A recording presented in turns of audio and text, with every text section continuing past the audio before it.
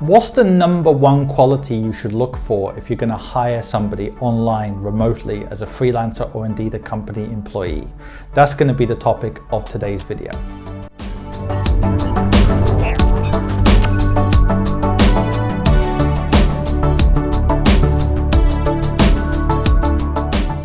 Now, one or two of my readers and subscribers have asked me about my experience with hiring people remotely and some of the tips I would give. Now, I would focus on one thing in particular, but also a second thing if possible. Now, the one thing I think you've got to focus on is self-motivation.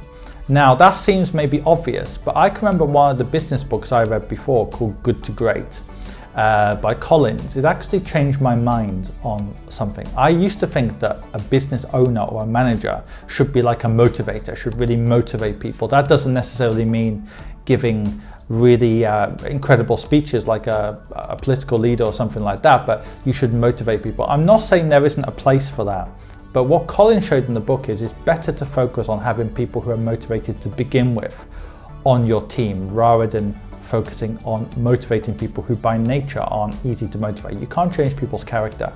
And as a business owner or indeed even a manager, you can't fundamentally change people's character. Yes, you can add 10% or something like that maybe, but you can't completely change someone's character. So I would say focus on people who are self-motivated to begin with. That's the absolute key, I think, to hiring people remotely. Now, there's no easy way of ensuring that beforehand. Everyone can interview well and so on, but I would say look into the projects that are done online before, look into the results, and that will tell you a lot about their character.